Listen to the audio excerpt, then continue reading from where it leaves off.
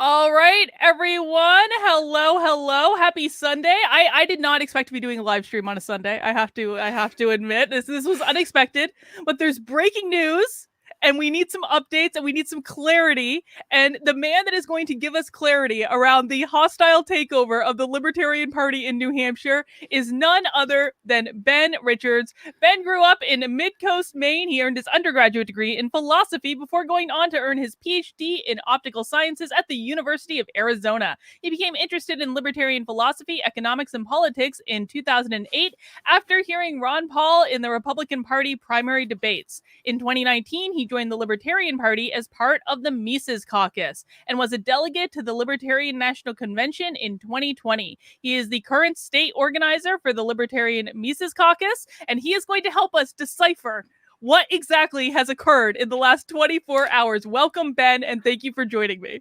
Thanks, Carlin. Great to be with you.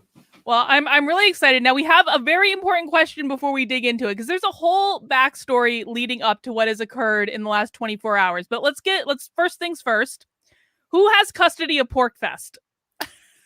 PorcFest is an event done by the Free State Project. And this year, Dennis Pratt is the organizer.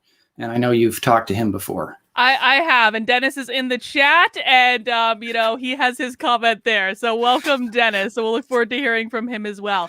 All right, Ben, how did we find ourselves here? What happened? What led us up to this journey of the chair of the party initiating a hostile takeover? And I should be clear, hostile takeover are my words. I don't want to put words in your mouth, but that is what I'm referring it to. So how did we find ourselves here? Well, I'll just give you the facts, and then I guess you and the viewers can decide, what's a hostile takeover and what's not. I joined the Libertarian Party of New Hampshire in 2019 and went to the convention in 2020, which was in January, so it was before COVID started. I was a delegate to the national convention in 2020, and that was a hybrid online physical convention because by that time COVID was going on, so not everyone could travel. The Mises Caucus it was founded in 2017, and it is now the largest caucus in the Libertarian Party. We estimate that the delegation at the 2020 convention was about 40%. But there were only 5 of us at the 2020 state convention who identified as Mises Caucus. So there weren't very many people involved. Now, at the beginning of this year, after COVID was starting to subside, somewhat, I started having meetups and connecting with people, and we just started having a flood of people coming in and wanting to get involved at the beginning of the year. And in early December, I had a meetup and only 3 people showed up besides the 3 state organizers. So it was just 6 of us at the beginning of December. At the end of January, we had another meetup and we had 40 people there, and it just blew me away completely. Interestingly, at that convention, Gilletta Jarvis, who was elected chair of the New Hampshire party at this past convention, we invited her to our meetup, and she came and she asked if she could speak, in support of her candidacy for chair. And we let her speak. She addressed our group. She spent most of the evening there with us, talking to a lot of people, and we supported her candidacy for chair at the 2021 convention. And we're very open about that. I announced that we would be supporting her. She is not Mises Caucus, but we liked her. We thought that she was a good candidate for chair. She had experience on the executive committee, and so we supported her candidacy for chair. So the convention happened in March, and we had probably about 35 Mises Caucus members who showed up for the convention. And the total attendance at the convention was about 55. So we were more than half of the entire delegation.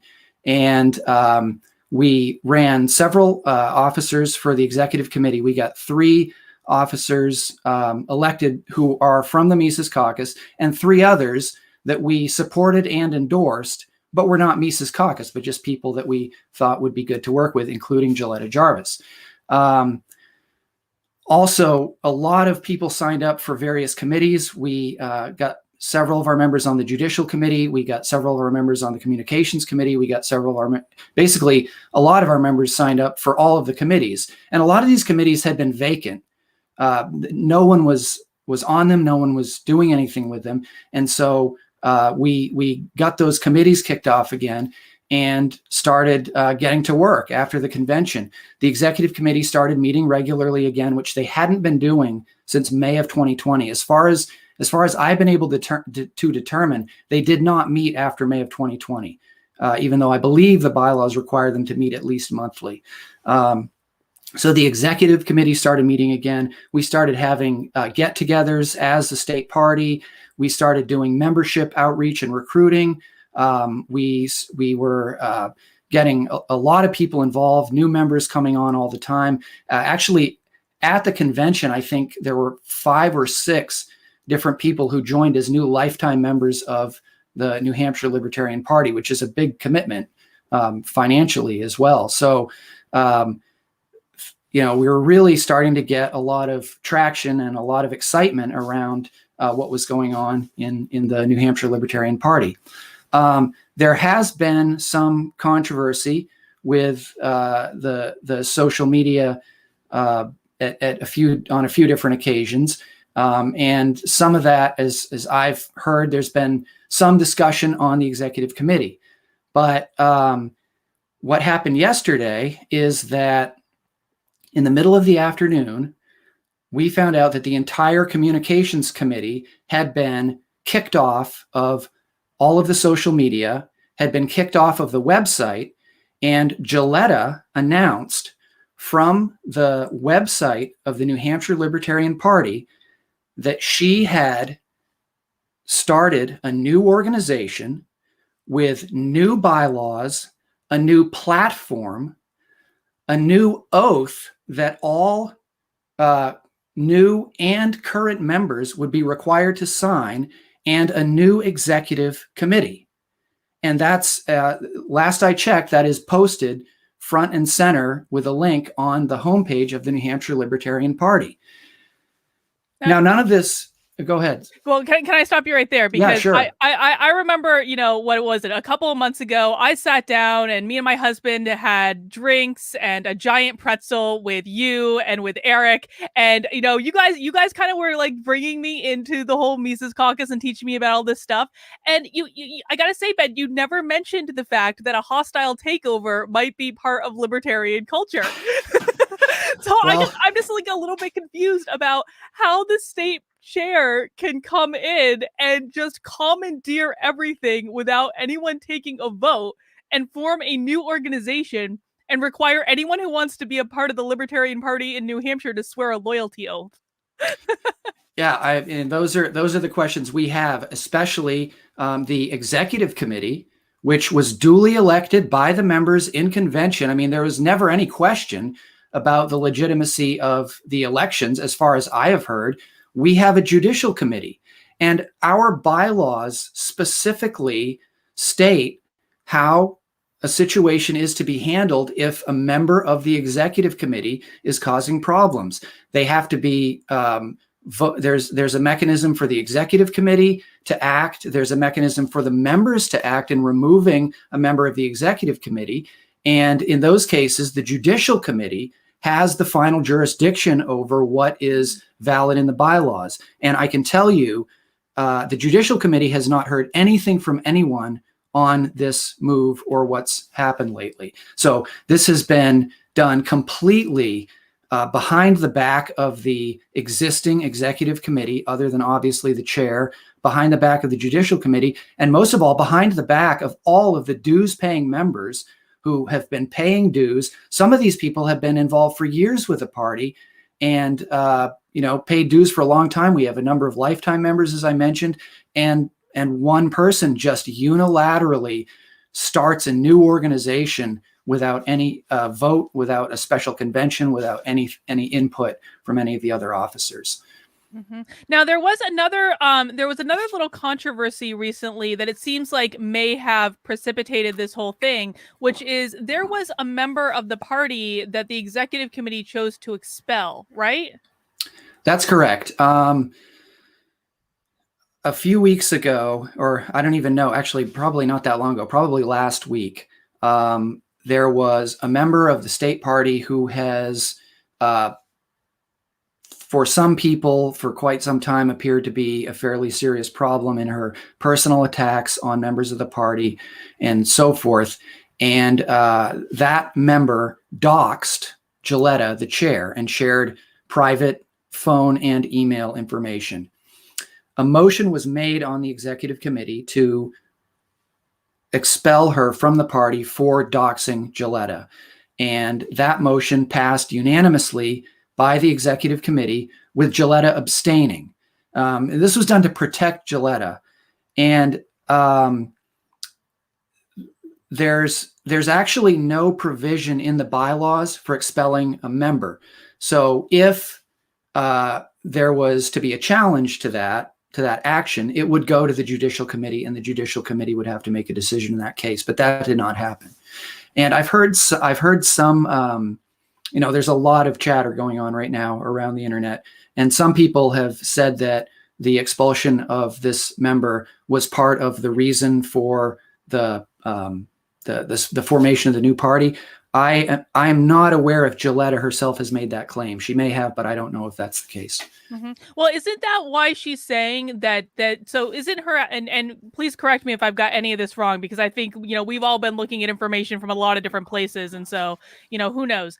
But am I to understand that her reason for being able to unilaterally do this is that she said the executive committee, the ones who made that vote to expel that member, in making that vote, they constructively resigned their position as the executive committee, and that left her as like the sole remaining person of the executive committee, even though none of these executive committee members formally resigned or even knew what was happening.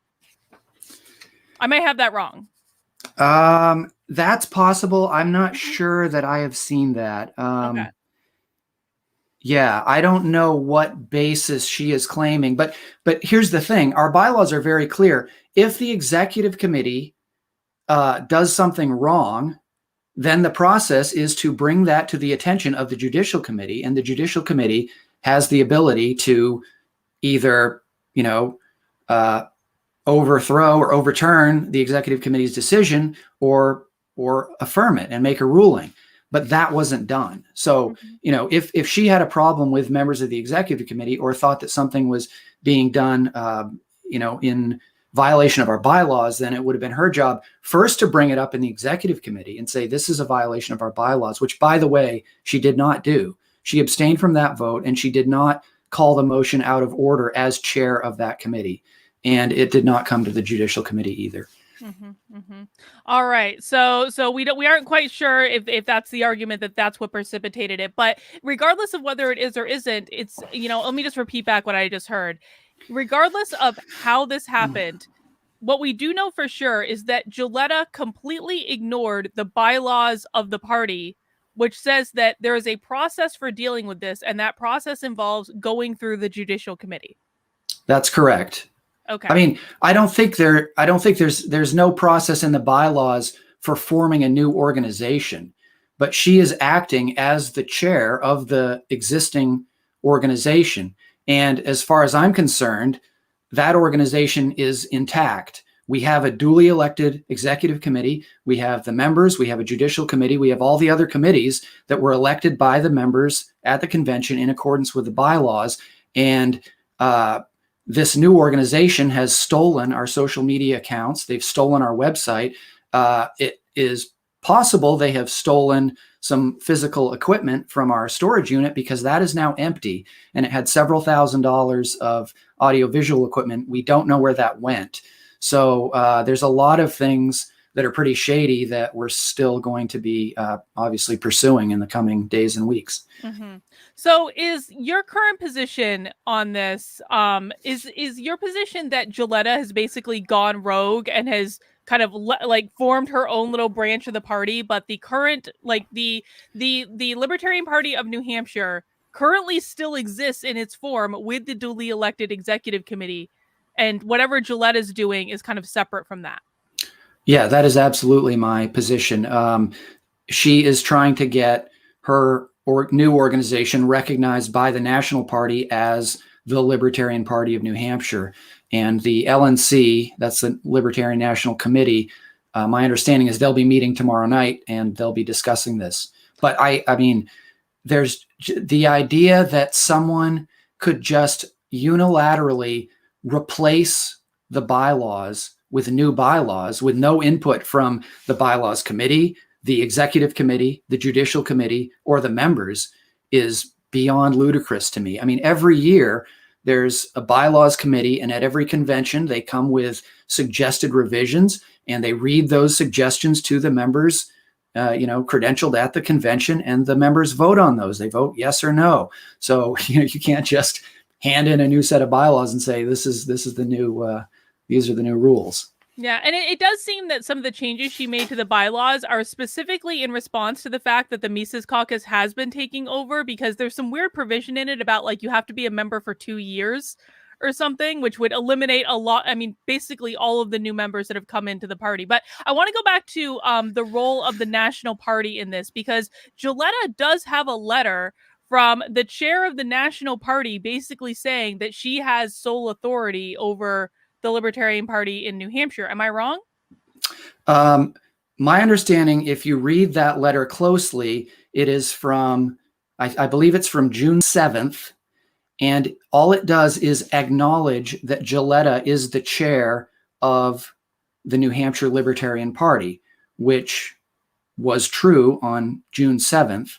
And so I don't believe that Joe Bishop Henchman, who is the chairman of the LNC, I don't believe that he has made any official statement on this. I could be incorrect about that. Maybe he believes that to be some kind of official statement, but I don't believe he has made an official statement yet.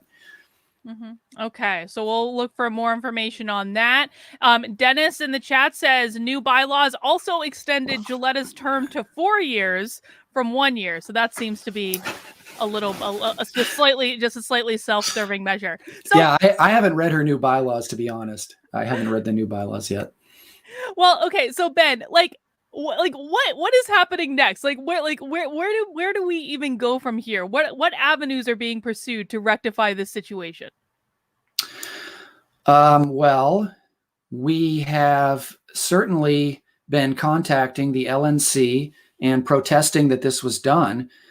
We will be seeking any legal recourse to reclaim the stolen website, the stolen social media accounts, and the stolen property from the self-storage unit. If we can't find out where it went, we will be, obviously taking this up. The LNC is obviously going to take a very keen interest in this one way or the other. We may have to get involved with the Secretary of State of the state of New Hampshire, the Attorney General. I don't know yet. We're starting to reach out to different people and lawyers and talk about what the options may be. All right. What have I missed in all of this? Because I honestly, I feel like I'm still so new in this whole world that this whole thing is just rather bizarre to me to watch from the outside. But what am I missing in this whole affair? I mean, I guess one of the points that is important to make is that the Mises Caucus has our critics and our opponents and our detractors, but there's a large group in the middle who aren't specifically aligned necessarily with the Mises Caucus, but who are just libertarians. And a lot of those people are furious at what has happened, including the previous treasurer of the party is not Mises Caucus. The gentleman who ran for U.S. Senate in the last term, Justin O'Donnell, he was on the LNC last cycle. He said this is completely illegitimate. It's a violation of the bylaws, and this can't possibly stand. So there's a large group of people. It's not just the Mises Caucus that's upset that this happened. Yeah, exactly. All right. Well, guys, I'm going to share a link in the chat. And if you want to come on the show and share your thoughts about the situation, so you can turn on your video. You don't have to. But if you want to come in and share your thoughts about the situation and say your piece or even ask Ben some questions, I'm sharing a link in the chat. I just shared it on YouTube. I'm going to share it on Odyssey and Rockfin, where we're also streaming right now. And just sign up to come in that, and we can take some call-ins and continue to suss out exactly what's going on. So, so Ben, we're kind of waiting for people to call in and seeing if anyone chooses to join us. Like, what has been some of the reaction that you've heard? Because I know, like, you know, you weren't even like really paying attention. Well, what was like to your phone yesterday when all of this started to happen, right? Yeah, I was unfortunately, I was out of state and visiting with some friends and was only dimly aware of what was happening. I really didn't get to dig into I think I had 300 messages on my phone when I got home and started to dig into what was going on. So yeah, it's all happened very quickly. I know, you know, Karen Ann Harlos is the secretary of the LNC. She is very concerned about what's happened and said she will get to the bottom of it one way or the other. She is not part of the Mises Caucus, and there have already been several members of the LNC that have started to try to get some information about what's happened here. Mm-hmm. Mm-hmm. And have you been hearing messages of support generally from people, or like what's the mood, do you think? Just of average people out there. I think some people are discouraged. I think some people feel like all the work we've put in the last 6 months is now at risk. I think some people think that from now on, no one will take the Libertarian Party seriously. My opinion, and I think the opinion of others in our group, is that this is going to end up not working to their favor. I think it's a really bad look. It shows what lengths they're willing to go to maintain their hold on power. You know, it's not like they're not going to do what we're going to do, which is recruit people and network and invite people to join the party and show up at the convention, run candidates, and get elected to positions and start getting to work. They just want to use whatever means they can to maintain their hold on power. So I think in the end, this will end up being a great recruitment tool when people see, yeah, this is an organization that needs our help and that's worth defending and fighting for. Absolutely. Absolutely. Well, guys, we don't have anyone joining us for call-in so far, which is totally fine. I know it's a Sunday. Like, I was barely conscious when this live stream started. I'm barely starting to come to consciousness now. But if you do want to join us for call-ins, I have pinned the link to the top of the chat. And if you don't want to join us for call-ins, I'm just going to keep rambling and asking questions, and we'll see where it goes. But I mean, like, I just want to echo what you just said, Ben, because like, obviously, like, I'm very new into this whole world. And, you know, I never envisioned joining the Libertarian Party because, frankly, the only image that I had seen of the Libertarian Party were people like Joletta and Nick Sarwark and that whole kind of band of merry men. And to be honest, I was like, I don't want to align with these people. These people are awful. They're just as bad as the SJWs on the left that I spend my time fighting like all the time. And then how I basically discovered you guys was essentially when it was at the convention. I mean, something you didn't talk about from the convention because it's not relevant to this story, but I'll talk about it, is when Nick Sarwark lost to no one for state treasurer. And all of a sudden I started getting all these messages about this crazy thing that had just happened at the convention, that Nick Sarwark lost to no one. And I was like, what is going on? And then I looked into it and I discovered the Mises Caucus, and I met with you guys and we had a pretzel and you guys gave me a pamphlet of your 8-point positions. And I was like, they're more organized than the Republican Party. And I agree with them. And, you know, and that was what got me into the party, was just that very simple outreach. And then I kind of did my own homework and I watched a lot of videos and I read a lot of things. I have not yet read the list of 12 economics books I've been given to read, but, you know. So only 12 so far? only 12, but maybe someday. But, you know, the Mises Caucus to me is more exciting. And it's what I envisioned when I was thinking of like actual libertarians, right? Yeah. And I just think, like, you know, this is like basically like pushing that aside and basically because they lost the numbers, it seems like they're just kicking everyone out of the party and saying, we're taking our toys and going home, deal with it. Yeah, I agree. And I'm kind of in a very similar position to you. As as you mentioned in my bio, I became a libertarian with a small L in 2008 when I heard Ron Paul talking about ending the wars and ending the Fed and ending the drug war and ending all of the government interventions into our lives.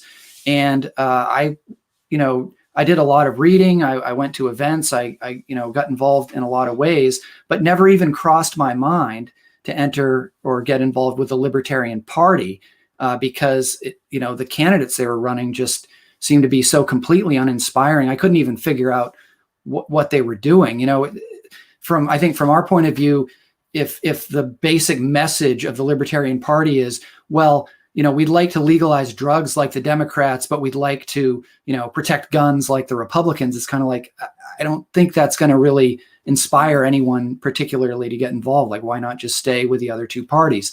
So in 2017, the Mises Caucus came along, and the goal of the Mises Caucus was to bring the Ron Paul revolution to the Libertarian Party. And we knew from the Ron Paul revolution, there's this enormous army of millions of people out there who responded very enthusiastically to that message of liberty. And the idea is to bring them into the party and make this party into an engine of growth and progress for the ideas of liberty. And I think we've seen that not only in the state of New Hampshire, but also at the national level. Our group in just a few years has grown to almost 10,000 members in our Facebook group. I think we have over 1,000 recurring monthly donors. We have quite, the Mises Caucus as a PAC has quite a large annual budget for something that's only basically 3.5 years old.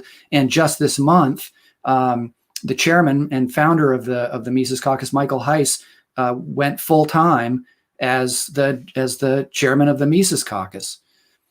Excellent. So there's a huge amount of energy, and we're seeing explosive growth both at the national level and at the state level here. Excellent. Well, I see I have our first call in. I do want to take this super chat that came in. This doesn't have directly to do with this, but I'm going to ask it anyway because it's a super chat and we have to acknowledge these things. Tails Fox says, what are your thoughts about if they teach critical race theory in schools and we should be allowed to have Bible taught in schools as well? Ben, what is your general kind of position? I know critical race theory is a hot topic, something that's interesting, obviously, to a lot of my viewers. What is the libertarian position on this issue? The libertarian position is that all bigotry and racism is evil and repugnant. We do believe that individuals have rights to whatever views that they may have, but they should not attempt to use the political process to enforce those views on other people. The Mises Caucus is very clear. As part of our platform, we reject identity politics. It is a collectivist scheme to enhance government power and intervention, to direct people and make enemies of groups of people who wouldn't be enemies otherwise, and to treat people as members of a group rather than as individuals. And as in the Mises Caucus, we emphatically reject that whole concept. So I reject critical race theory. As far as the public schools go, we do not believe that the government has any legitimate role in education. So we believe that the government schools should be shut down. We believe that would be vastly better for the country. The amount of, I think the national average now is something in the neighborhood of $15,000 per student that's spent in the government schools. So it's enormously wasteful. The output is, an obvious disaster. And so we don't think that critical race theory or the Bible or anything else should be taught in government schools. Brilliant. All right, we're going to bring on Jack Gunsky. Jack, you're on the stream. What question do you have for Ben? Hi, Carolyn. Hi, Ben. First of all, can you hear me? Hi, Jack. Yeah. Yes. First of all, I'm something of a libertarian, and I actually live in New Hampshire. So I do have a lot of admiration for the work you guys do, and also I've been following on Bill, and I've been following you, Carolyn, on HB 544, and I think that it's a wonderful idea.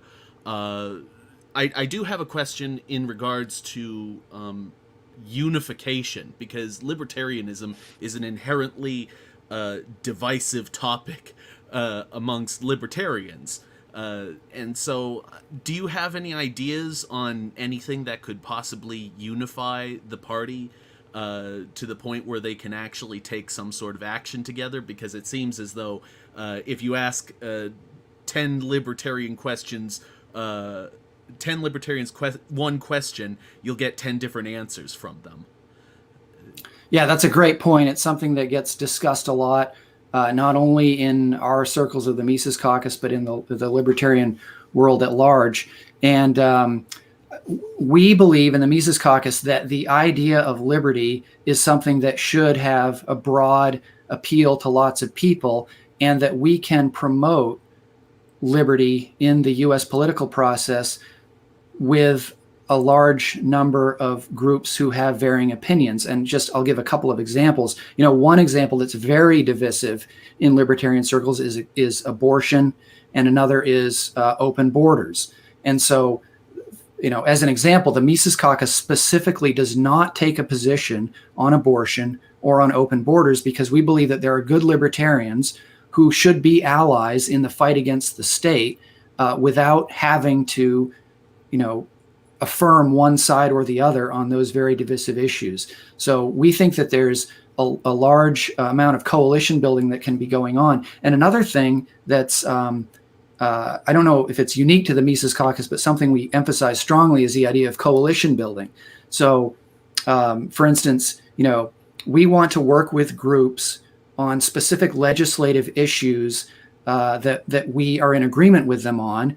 And if that's the only issue, then we'll work with them on that issue, and we won't work with them on any other issue. So, for instance, if the Communist Party wants to decriminalize drugs, then we would work with them on that issue, and we would oppose them on everything else. So we think that the unifying principle is the principle of individual liberty and the opposing the omnipotent state. And we think that there should be a very large group of people who can work together towards those ends.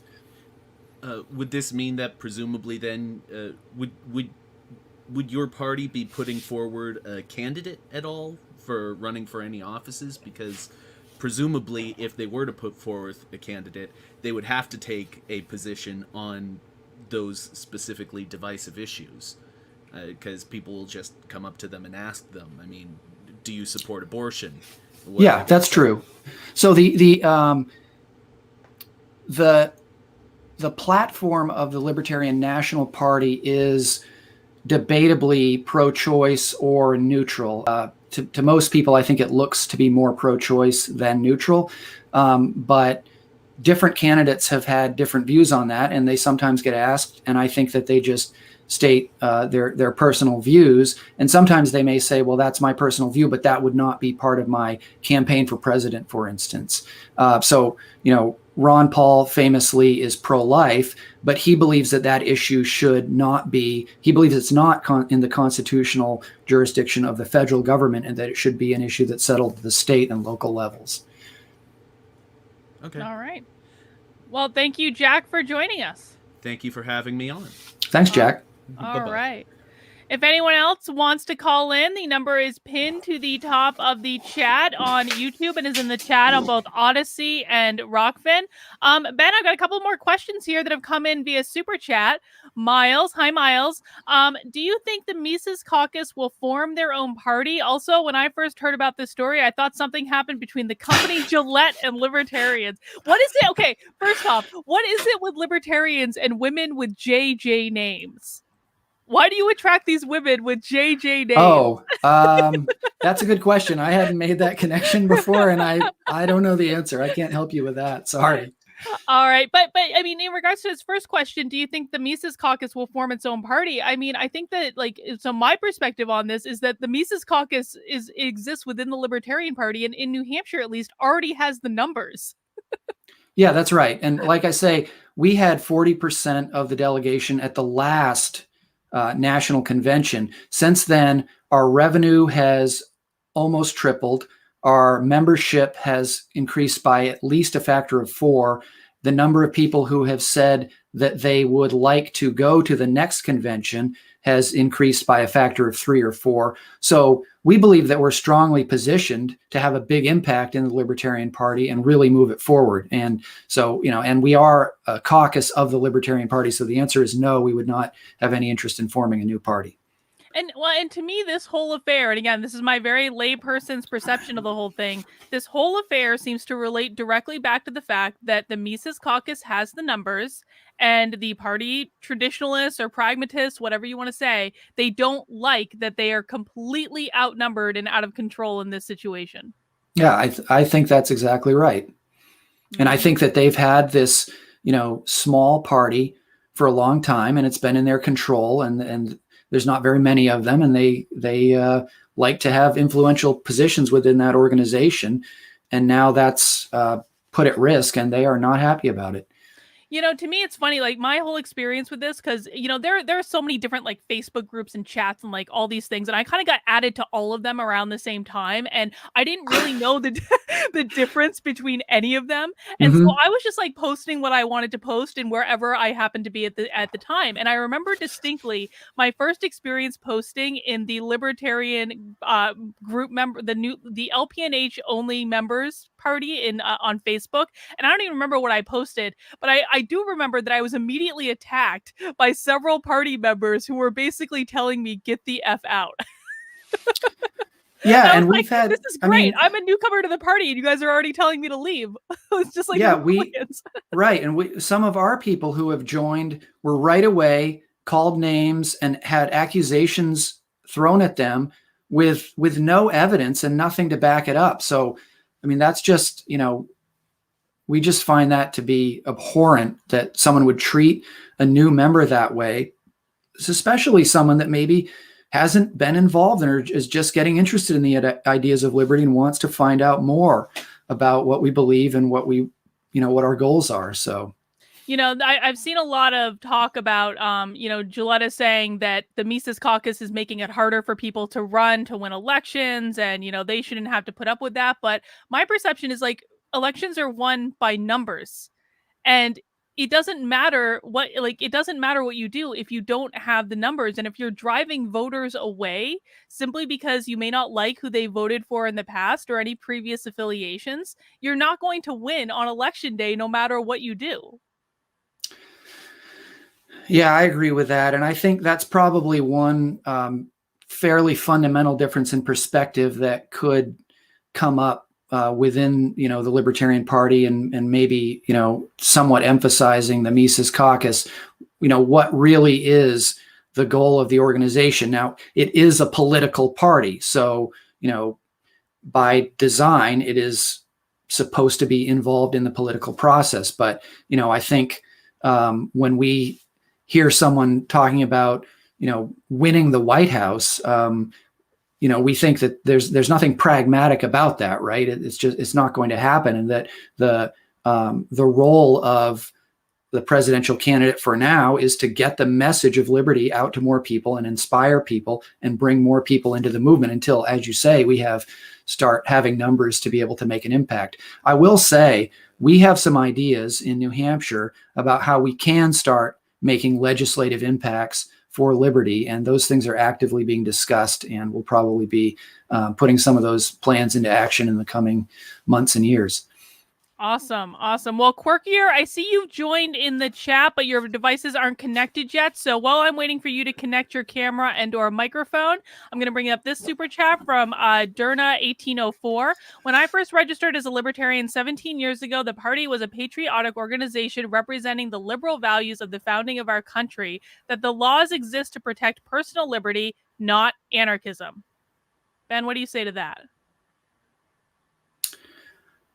Both the Libertarian Party national platform and the Mises Caucus platform are agnostic on the question of limited government versus, or minarchism, what we would say in our lingo, minarchism versus anarchism. We have a lot of members who are anarchists and believe that there is no legitimate role for a monopoly on force. And then we have a lot of members who think that there is a very limited role for the state. And, the Mises Caucus, for instance, the candidate we supported for the presidential nomination last year was a minarchist. A lot of people think that the Mises Caucus is, philosophically an anarchist organization, and that's not true. But to the extent that there are anarchists in the Libertarian Party, people like Dave Smith and Tom Woods and people like that, they're anarcho-capitalists. So they believe in private property and that all of the relationships in society are best organized on a voluntary basis, not on a compulsory and monopolistic basis. You know what you guys need is some sort of cheat sheet for like newbies with all the different the abbreviations like spelled out. Like, here is what this means. Here are all the different caucuses. Here are the good ones. Here are the bad ones. Here's what they all want. Here are what all the different abbreviations mean. It's all very confusing. Well, okay, you can look up I did this once. You can look up the caucuses of the Libertarian Party. The thing of it is, there's not 4. There's like 400 or maybe 1,000. I don't even remember, but there's very, very many caucuses. Most of them are inactive and have no active members, but there's a large number of caucuses. Anything you can think of, there's pretty much a caucus for it. But the major caucuses are the Mises Caucus, the Pragmatist Caucus, the Radical Caucus, and some of those bigger ones. I heard there was even a Waffle House caucus. There is a Waffle House caucus. I've heard that too. There's a new caucus called the Veterans Caucus, and I've been very impressed with what they've been putting out. I would urge people to check them out on Facebook. Look at their Facebook group because I don't know if most people know this, but in 2008 was a primary for the Republicans and the Democrats. Ron Paul was running for the Republican nomination and running on a very strong, clear anti-war, anti-intervention message. And he received more campaign contributions from military service members than all other candidates combined, Republican and Democrat. So people think that the idea of ending the wars and bringing the troops home is somehow anti-U.S. troops, and that is not the case. That message resonates very strongly with our military service members because they're the ones that have seen what's going on over there and been involved in those conflicts and seen the harm and the collateral damage that it does, both to people overseas and to our own service members. Mm-hmm. It's interesting because one of the things that really got my attention about the whole MAGA movement with the Republicans was that a lot of them were like very, very anti-war. And that was something that was a surprise to me because, I remember being in college and protesting, the Iraq war on the Boston Common. And, George W. Bush was this evil person who had gotten us into this stupid, pointless war. And I was against it then. And then at some point, the Democrats became pro-war. I guess they're all pro-war. But, the Democrats, they shifted away from this and started advocating more for it. And then on the MAGA side, I found Republicans who were like, no, we want to get out of all of this stuff. And it was an extremely confusing thing for me, but that was also one of the reasons that the Mises Caucus did appeal to me so much because you guys are vehemently anti-war and just basically pro get us out of everything and let everyone else do their own business. Yeah, absolutely. That is one of our very strongest issues, and it was the same for Ron Paul. And I think that Ron Paul didn't have the electoral success that Donald Trump did. But I think that it was Ron Paul actually who expanded that Overton window on the right and within the Republican Party to bring in that anti-war message that really hadn't been a part of the Republican Party probably since the days of Howard Buffett in the 50s. And now, as we've seen with Trump, at least the rhetoric is something that resonates within the Republican Party and that there seems to be quite a constituency for. So I think that's a very positive development. On the other hand, we know the establishment, the Democratic Republican establishment is pro-war and always will be pro-war. And so, to what extent the rhetoric translates into reality, definitely a pretty big gap. Absolutely. Well, I see we have Paul calling in. Quirkier, I see you're still connected to the studio, but you haven't connected your devices. So I would love to be able to bring you into the chat, but I can't because there's no microphone or video. So if you can get those devices connected, I'm happy to add you. But right now we'll bring on Paul. Hi, Paul. Hey, Paul. Hi, can you guys hear me okay? Yeah, you're good. Yep. Oh, okay, great. So I'm actually from New Hampshire as well, and I find this whole subject about this coup going on in the Libertarian Party very interesting. Because what it really goes to show you is that there really is a lot of division in the LP, just in general. And what I find very interesting is that there's a lot of very scattered ideologies. I mean, I've heard people that claim to be libertarian socialists, and that to me seems very oxymoronic, because how can you be claiming that you want more freedom, but at the same time ask for more government intervention in your everyday lives? That never really resonated with me. And I think looks like my video is cutting out here, but it looks as though there's a big shift happening in the LP, and I would just really love to see what the Mises Caucus is able to do here, because Republicans are just an absolute embarrassment to people who love freedom in the country right now. That's it. Thanks, guys. Yes. Thanks, Thank Paul. you, Paul. And we could hear all of that. So, Ben, what do you have to say? Well, on the Libertarian Socialists, the Mises Caucus, part of our platform is that we believe in Austrian economics, which means, voluntary exchange and sound money.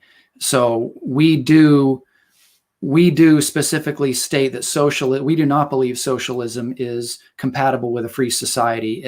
Whatever kind of socialism it is, it means central planning of the economy. And we do not believe that that's possible without a basically omnipotent state. And so we do oppose socialism, and we don't believe that that is consistent with libertarian philosophy. As far as the Mises Caucus goes, if you're interested, go to the website, lpmisescaucus.com, and join our mailing list. Whatever state you're in, that will get distributed to our organizers there, and we'll reach out to you and talk to you about how you can get involved.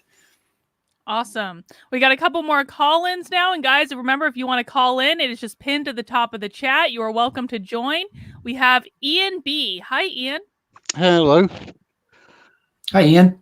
Yeah, what question do you have for Ben today? Sorry, I'm having trouble with my sound at the moment. I have this sort of 20-second delay, and I'm hearing everything twice. So maybe you want to talk to someone else while I sort that out. Okay, well, we'll bring you back in a second, Ian. Thank you for that. And we'll go instead to William. Hi, William. Hello, how are you? Hey, Good, William. how are you? Good. I'm on the New York State Committee of the Libertarian Party. And unfortunately, what you're dealing with is not a local phenomenon. This is an issue that is throughout the country. You have people now in the party who are outright Bolsheviks. We have people who are identifying as Antifa libertarians. And I think that what's happened in New Hampshire is the spark that lit the fire. It's now showdown time, and it's either us or it's them. So, what happens up there in your neck of the woods is going to be very critical. And you have a lot of support throughout the country.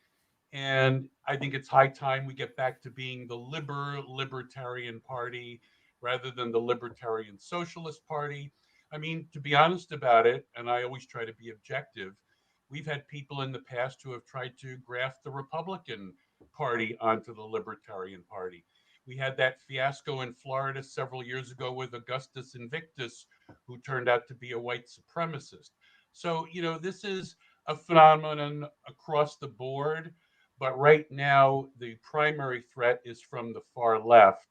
And I really 100% hope that you can take control. You were duly elected. You have every right to be in charge there. And what happens there is going to be critical to what happens in the rest of the country. Yeah, if William, thanks. If you're really concerned about it, I would urge you to reach out to the LNC and let them share your views about what's happened there.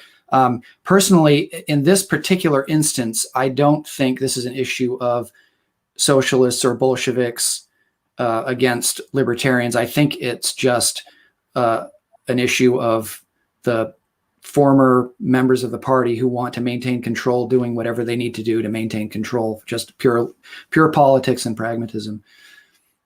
I would agree with that. But unfortunately, some of those same people provide succor and aid and comfort to the infiltrating Bolsheviks. Yeah, that may be. Yeah. All right. Well, William, thank you for joining us. Thanks. Thanks, William. Cool.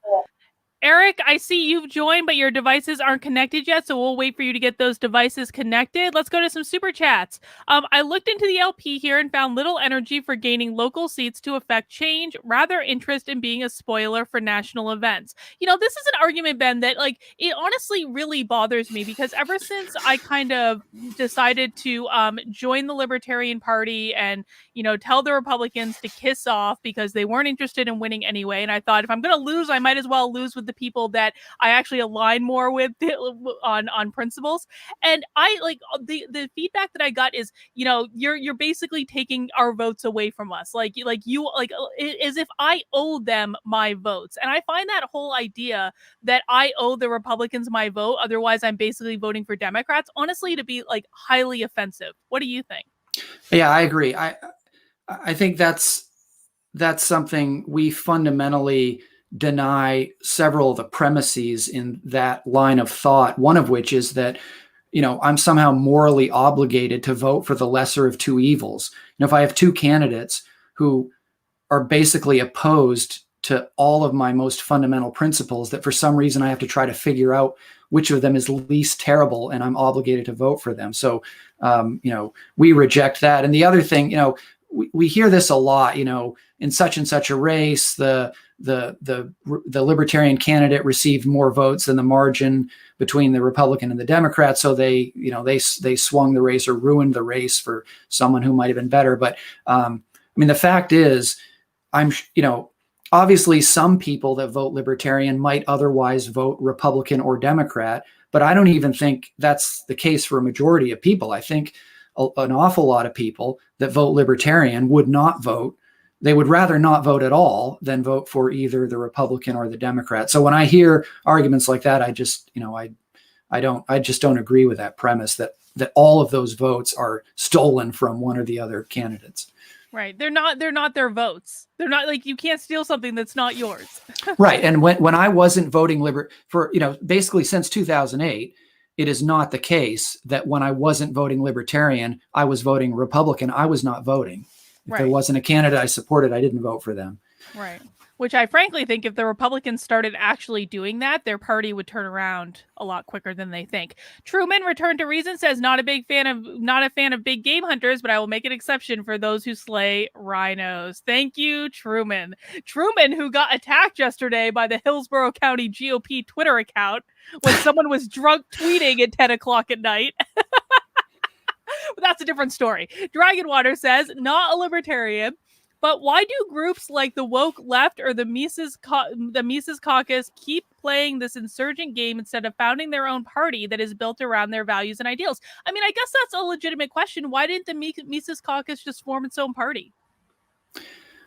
Because we think that we are libertarians, and we, by and large, we support the Libertarian Party platform. We think the Libertarian platform is actually pretty good. And so, we think that the fact that there's an existing organization that has the name Libertarian in it and that has been affiliated with a lot of really excellent people through the years, like Ron Paul, like Harry Brown, like Murray Rothbard, people that we respect and admire, we think that there's no reason for us not to get involved and try to work for change within the Libertarian Party. And while they don't have some of the obvious benefits at the ballot box in debates and things like that the Republicans and the Democrats have, they still have a huge advantage over, a brand new party that's never existed before. Absolutely. Richie says the LP has been a social club for grifting edgelord social progressives for quite a while. They sacrificed their principles for social acceptance when they shafted Austin Peterson in 2016. Godspeed. Ben, any response? That was before my time, but as far as a social club, I think that there probably is some element of that in the party. All right, got a few more. Sorry, the super chats just keep coming in. The Revolution Report says since November, the current legitimate leadership of the LPNH has more than doubled membership and grown its social media presence by the thousands with bold and uncompromising messages of liberty. And that's from Eric. And Ben, what do you have to say to that? Yeah, that's true. I don't have the numbers in front of me. I know that we in March, we had the largest convention, the largest attendance at the convention at least in 20 years and possibly ever, with the influx of new members from the Mises Caucus. And since then, I know there's been a consistent growth in party membership. And I forgot to get our social media numbers. I probably don't even have updated social media numbers, but after we set up the communications committee and started getting more active on the social media scene, our numbers for Facebook and Twitter followers and interactions and retweets and all that stuff went through the roof by hundreds and thousands of percents month over month compared to what was going on previously. Yeah. And I know if you guys want to follow along with what is currently going on with the party, the majority of the duly elected executive committee has taken over the Mises Caucus New Hampshire Twitter account, and you can see they've branded it because they are the Libertarian Party in New Hampshire. So make sure you're following along with them, and I'm sure they'll be posting their updates and thoughts as we proceed through this hostile takeover. A couple more super chats. Dragon Water says the Democrats and Republicans are the exact same thing. Fact check, true. Exactly the same thing. Part of the problem. And Matt says it's a shame that the LP's top investigator is still tied up with his bombshell case, or we could get to the bottom of this coup situation in no time. I don't know what that means. I'm not familiar with that either. All right. Well, that's all the super chats we have. Ian, we're going to try to add you to the stream again to see if your audio problem has resolved. Hello, Ian, are you there? Can you hear me? Yes. Are you there? Yes, I am. Hi, Ian. Hi, Ben. Hi, Colin. I decided to phone in because of something you said earlier, Ben, about racism. Mm-hmm. The problem we have is that issues like race. Sorry, I'm from England, by the way, which is why I sound funny. Mm-hmm. And I'm actually from a town called Northampton, which has the privilege of having had the MP who made homosexual behaviour illegal in England in the late 19th century. So we have a bad history in that regard. But the issue of discrimination is that the left have made sure that they own these issues. And when we say something like racism is completely repugnant and must not happen, we're just following along with them, saying we agree with you, we just disagree with your methods. Whereas it seems to me the honest truth is everyone discriminates to some degree against different groups of people. Now, that doesn't make it right, but there will always be discrimination in society. And it's the extremity of the moral response to that which characterizes the left, where everything must be burned down to stop somebody telling an off-color joke somewhere in private. How do you think libertarians should respond to these very, very moralistic issues like race, sex, and so on, homophobia, as it's called, Islamophobia? How do libertarians go forward politically rather than at a personal level? Well, I think libertarians or the libertarian philosophy would say that those issues, actually, I should speak for myself. I'll speak for myself. My view on the libertarian response to your question is that those issues, those problems are cultural and they are moral problems that do not have a political solution. Mm-hmm. So, for instance, a large segment of what we might call the radical left thinks that the United States is a systemically racist country, that everything is dominated by racism and homophobia and Islamophobia and the rest of it.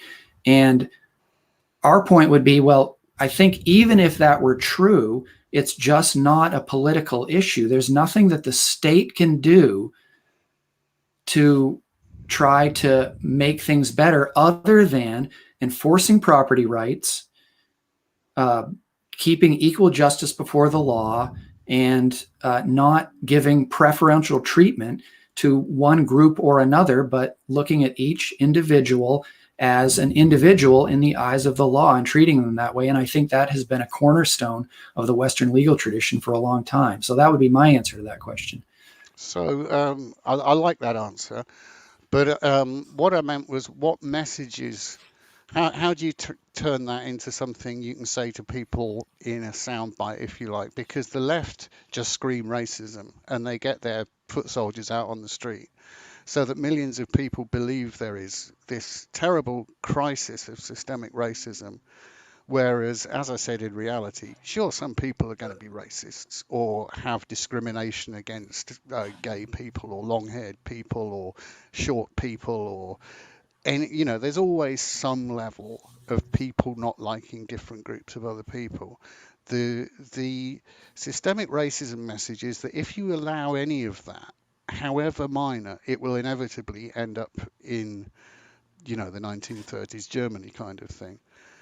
Whereas I personally take the view that in my own country, for instance, there's much less racism than it used to be, but it had little to do with legislation. It's just due to people getting to know each other and becoming colleagues and friends and whatever at the personal level. But how do you sell that to the average voter or person in society?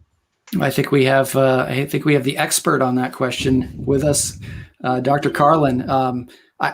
For myself, I think we can pretty much stick with Martin Luther King Jr.'s message of people should be judged by their own character and their own actions, not by the color of their skin or any other group characteristic that we assign to them. Yeah, Okay. and I think too, just to add on to that, I think that part of the challenge with fighting these people is that they are controlling the message and they're controlling the basis of the argument. And I think what we need to do, anyone who is opposed to what they're doing, what we need to do a much better job of is create a vision of what we want and be able to show people that, listen, it's not that we're bigoted or that we hate black and brown bodies or any of these things. It's that we have a different vision of how the world should work. And we need to do a much better job of understanding what that vision is and articulating that vision. And to be honest, that was one of the things that actually attracted me to the Mises Caucus, because when I have been begging the Republican Party for any sort of platform for the last 2 years to say, what do you guys stand for? They literally haven't updated their platform since 2012. Ben here handed me a pamphlet that had 8 points that were the top priorities for the Mises Caucus. I was like, this is a vision. I can wrap my head around this. I can see how this would impact society, and I know what they stand for. And even more importantly than that, they know what they stand for. And so they're fighting for something and not against something. And I think that that's the mistake we make a lot of times.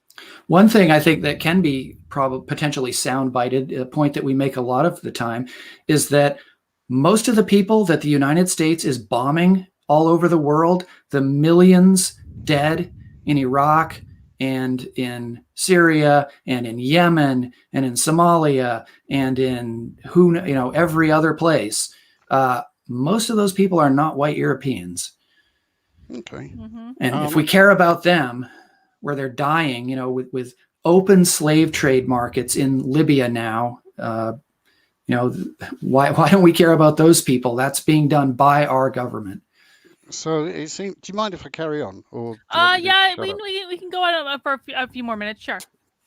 So it seems to me that something that the progressives have done, and this goes back to the progressives in the 19th century, because the progressive movement goes back well into the 19th century, is that they have this ability to grab hold of the moral agenda of a nation. They cause a panic about something. Now, using the example of Henry Labouchere, the MP of my town a long time ago, he was expressing a moral panic about homosexuals, that without doing something using the law, there would be a moral apocalypse, and the corruption of children and whatever, which was, of course, complete rubbish.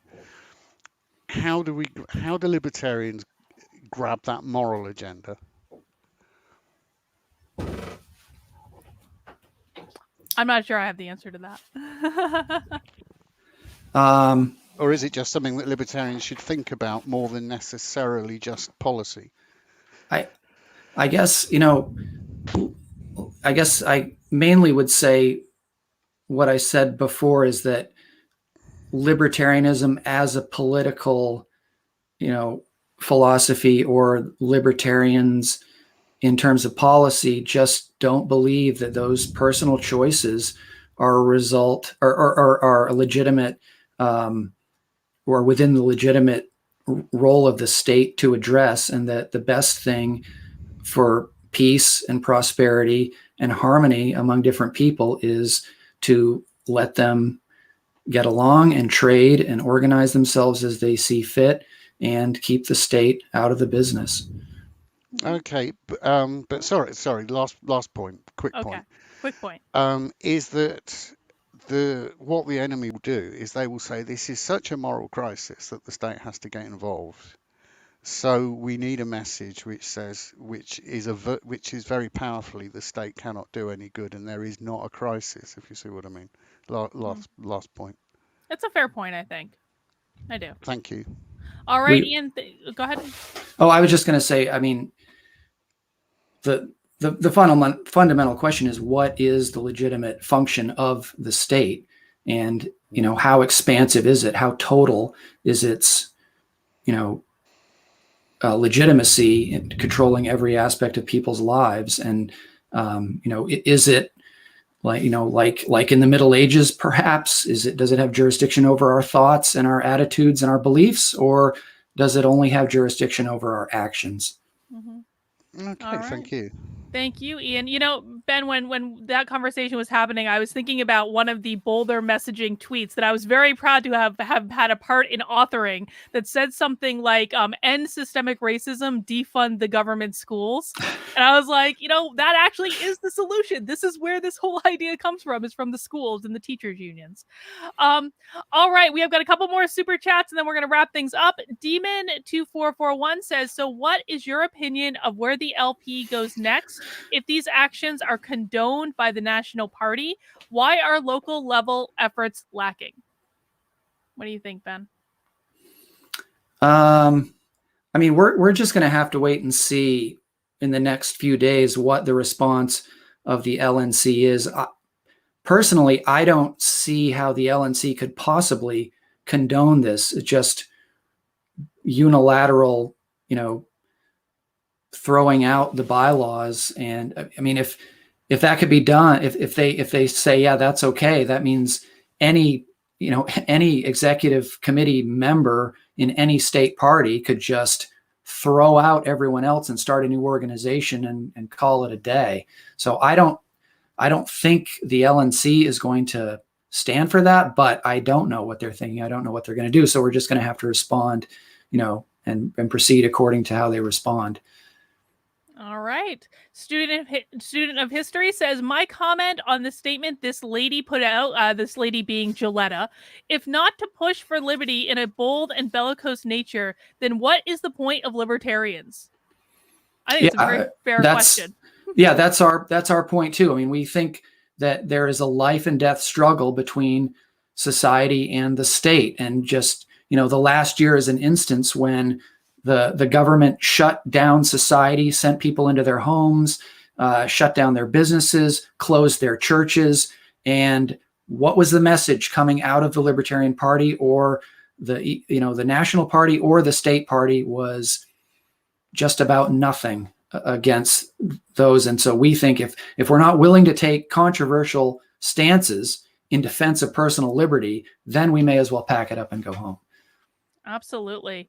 Eric says, Mises Institute has been focusing on secession as the only way forward. Why don't you focus all your efforts and resources on secession?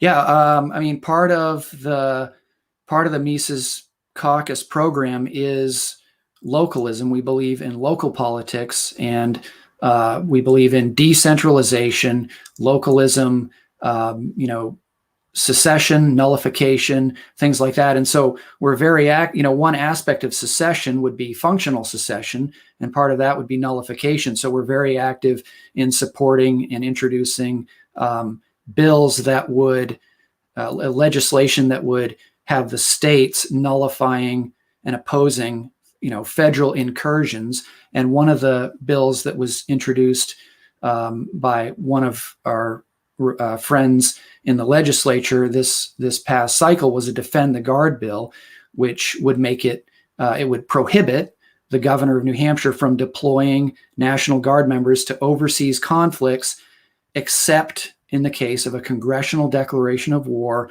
or a military invasion of the United States. And that bill, that Defend the Guard, is getting introduced all around the country.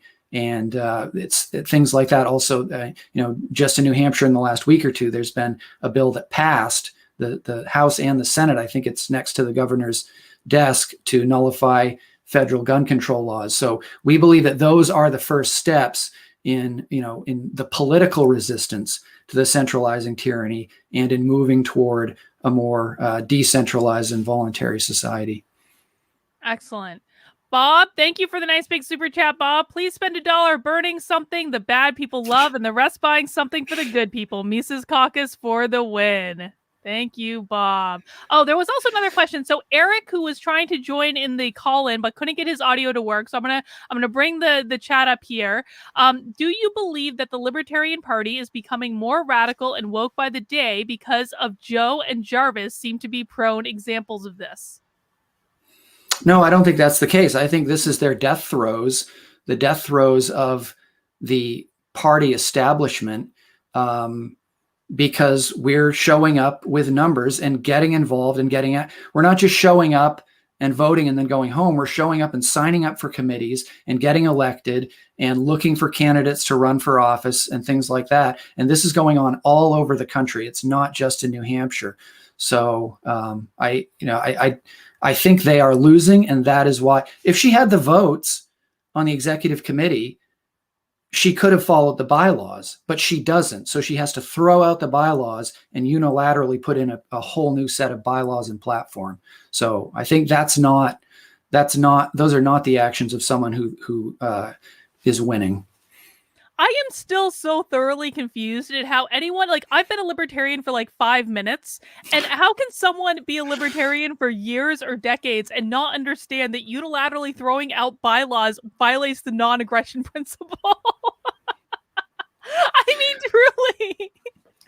Well, I mean, I guess they would say that's not aggression, and I guess maybe they think that what they're doing is procedurally valid, and we're gonna find out pretty soon, I have a feeling.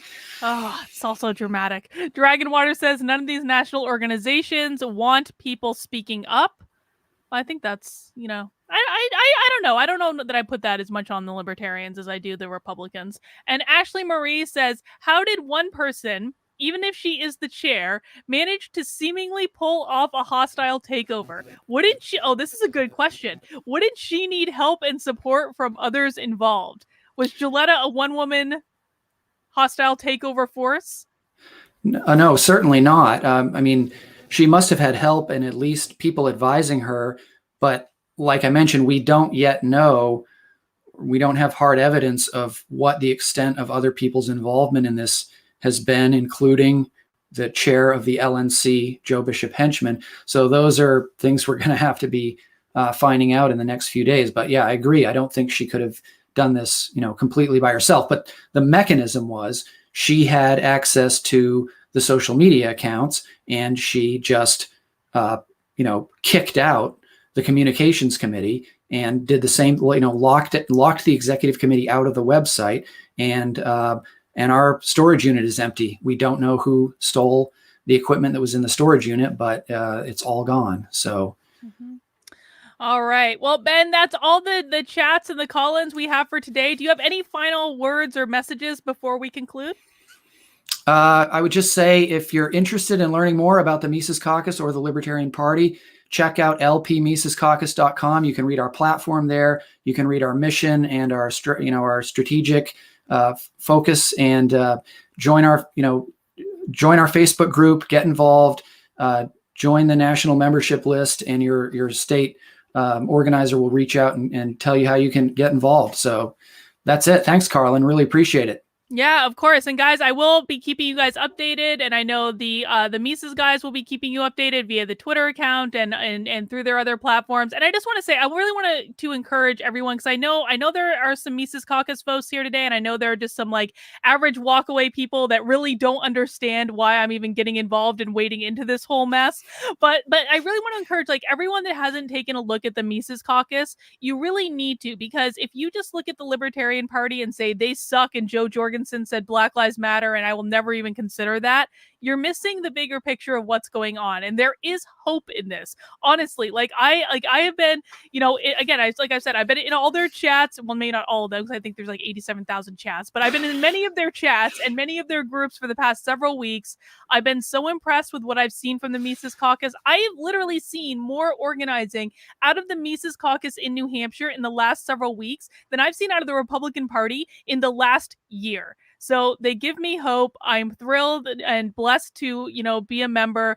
And, Ben, you're welcome back anytime, as is anyone else in the Mises Caucus that would like to join us. Great. Thanks, Carlin. We're so glad you're with us, and we look forward to what's going to happen in the future.